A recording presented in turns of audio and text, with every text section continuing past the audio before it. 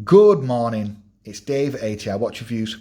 Please hit that subscribe button and please smash that like button for more awesome watch content. Little wristwatch check. Got my Steel Dive SD 1953 on. A 41mm Kermit Homage.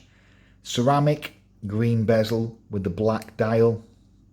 Beautiful stainless steel construction. Really nice clasp with 6 micro adjusts. And they've signed it. Very economical watch if you just want an all-round 300-meter diver. It can be had for well below 100 quid. But today's comparison video is quite an interesting one because we've got two somewhat popular. The one on my right is very popular. The one on my left is a little bit less popular. Homage watches that are homaging a very famous Japanese watch brand and watch line that begins with M. Well, the brand begins with S and the watch line begins with M. I'm not going to repeat it here, but I'm sure you know which one I'm talking about. And they are actually homaging the same watch, even though they do look a bit different. You can indeed buy the Duka on my left in a more similar fashion to this, but with a frost dial. I don't know if you can get it with a black PVD bezel, but you can buy it with a similar dial. And they are indeed homaging a similar watch. Now then, the Duka on my left is the DK110. It has a Miyota self-winding automatic movement. It's 42mm nominal by around 13mm thick, fully solid stainless steel construction with a H-link bracelet, very nice H-link bracelet with push pins, deployant clasp with safety catch, nice swing arms, with only 2 micro adjusts for some bizarre reason, one area that they can definitely improve. But they have polished the outer flanks, which is good. With a patterned orange dial, no cyclops, date complication, only 100-meter water resist or 10 bar, with a unidirectional dive bezel.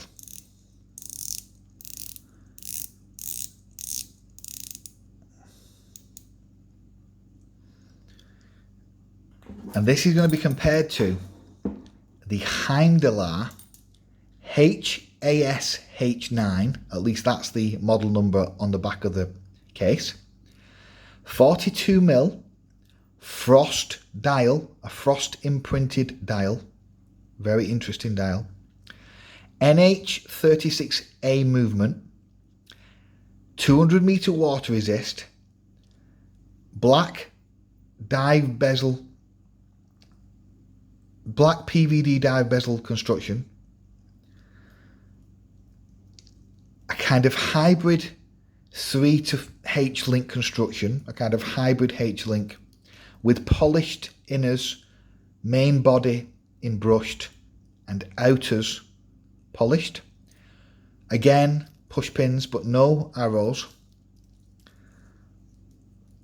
Signed clasp, I've kept a bit of plastic on there. Quite a small compact clasp with safety catch and 3 micro adjusts, so slightly better. Nice swing arms.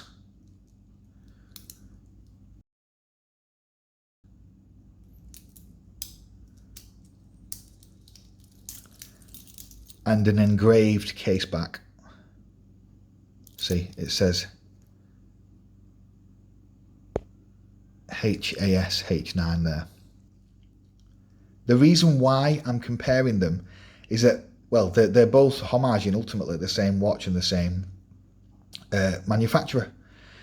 They're both essentially, trying to emulate the same look, even though they have gone with their own unique twists on it. Now, let's start with sizing, because there are some differences.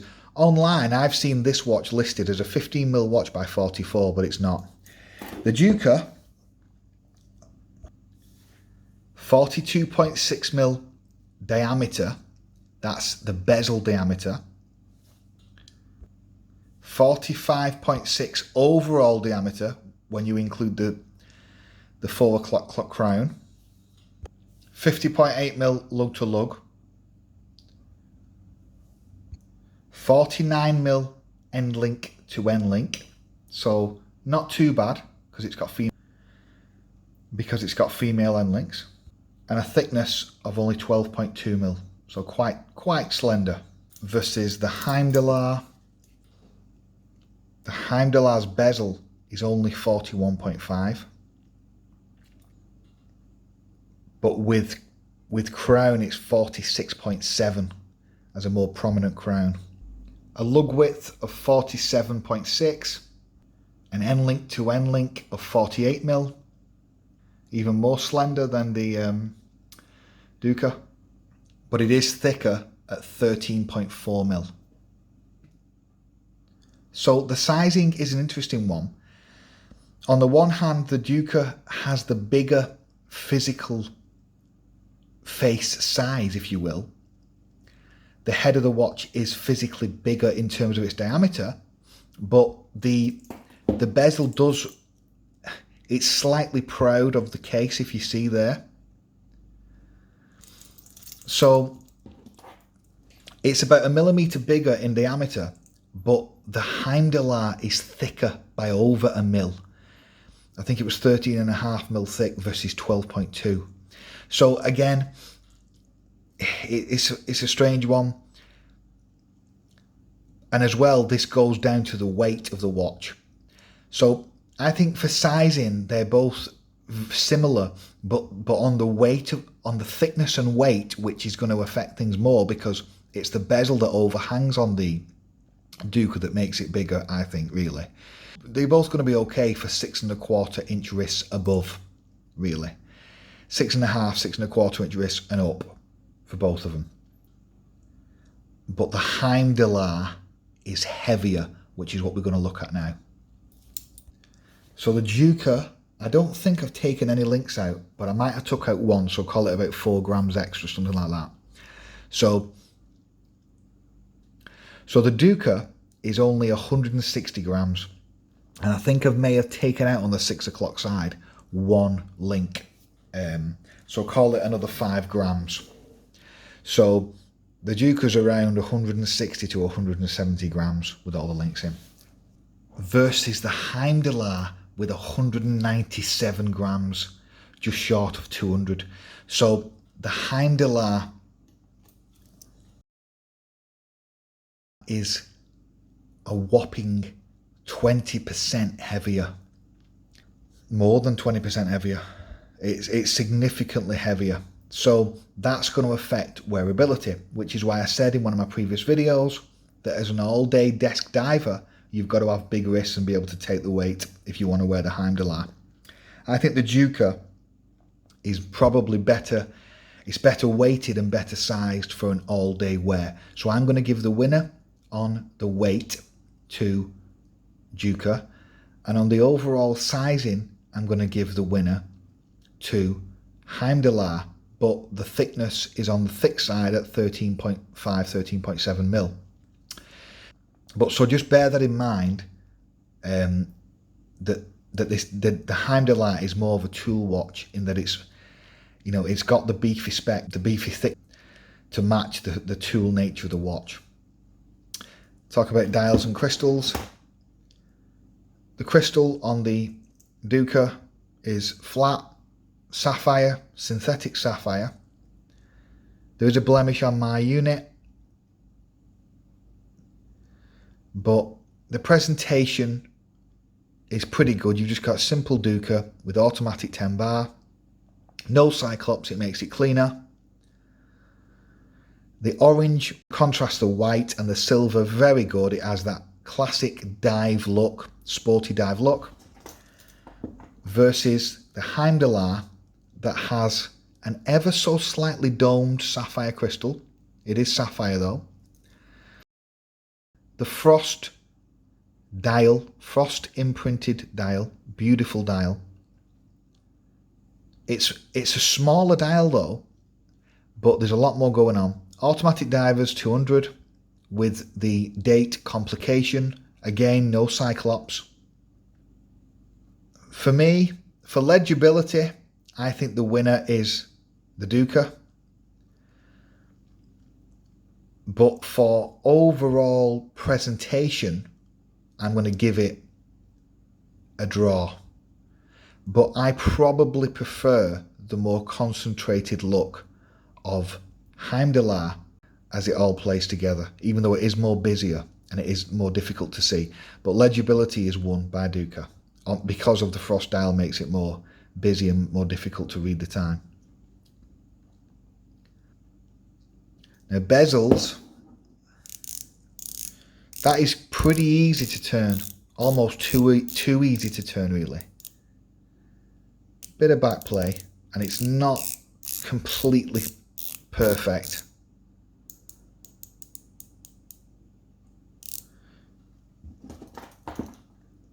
Versus PVD coated one, which is much harder to turn and it's harder to grip as well actually.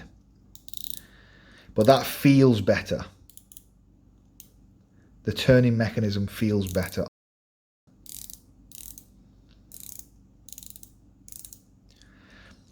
I'm going to give the winner for the bezels to Heimdallr.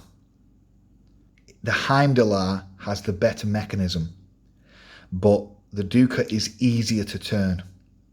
The Dukas will also scratch to high heaven because it's got no pattern on the bezel, whereas the Heimdallr, I would hope, wouldn't show the scratches as bad, but that will only be a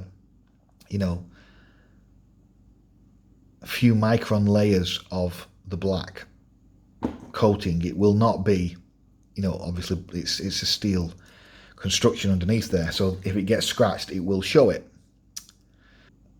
Now on the crowns, from what I recall, I liked both actions.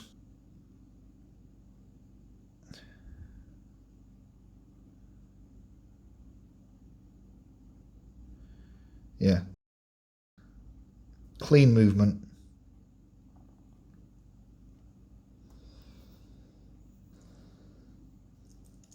And it is signed on the Duka.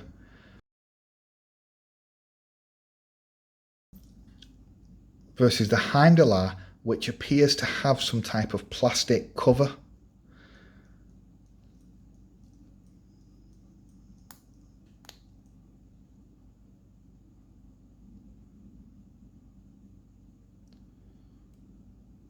Yeah.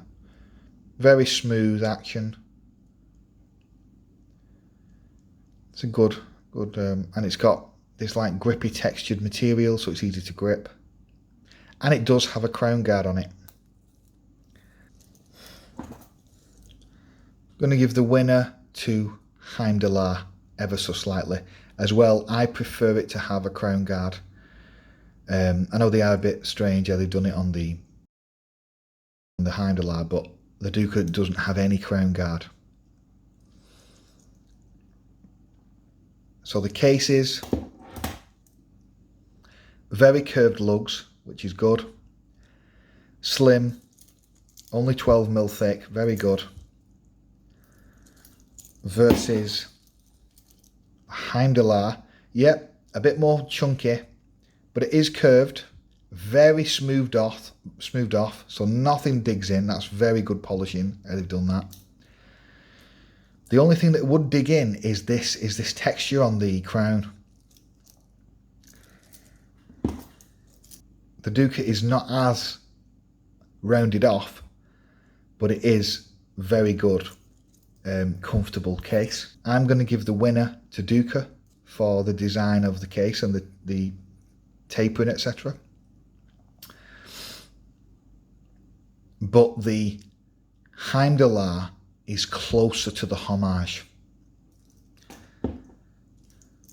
Now the case backs, simple laser engraved Duka 1 to 10, 10 bar, kept it simple, versus the Heimdallr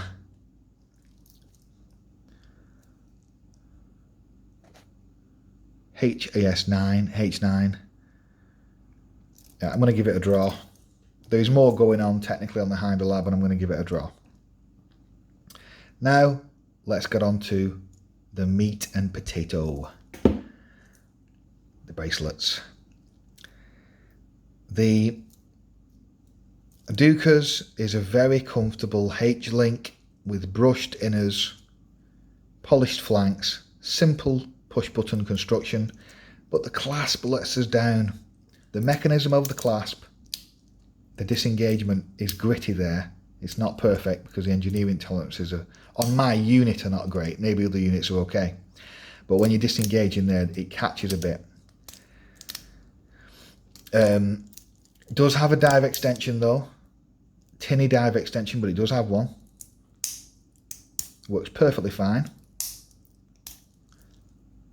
And fundamentally, the bracelet is very comfortable, which is the main thing really, I would say, on bracelets. So yeah, so quite not bad, although overall, its actual construction, it's not a nice taper. Doesn't taper too much either. It's only a couple mil taper, but it's not bad. It's definitely not bad.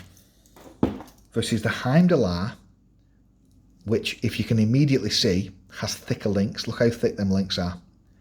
They're a little bit too thick in my opinion. But it's to balance the thickness of the top of the watch.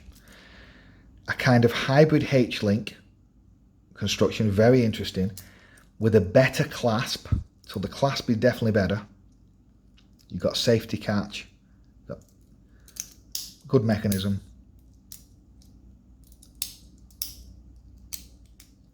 It is signed, and you get 3 micro adjust settings.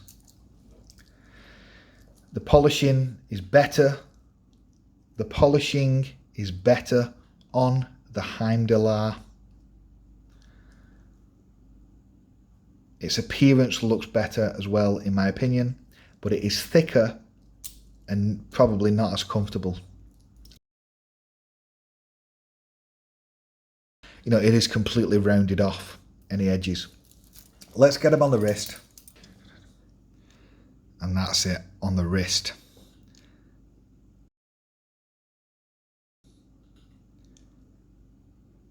Beautiful. I prefer the look of the Heimdallr, definitely. Look at, I love the central stainless steel polishing of the links. But it feels weighty. That's 200 grams on the wrist. Whereas this is a much more comfortable 160.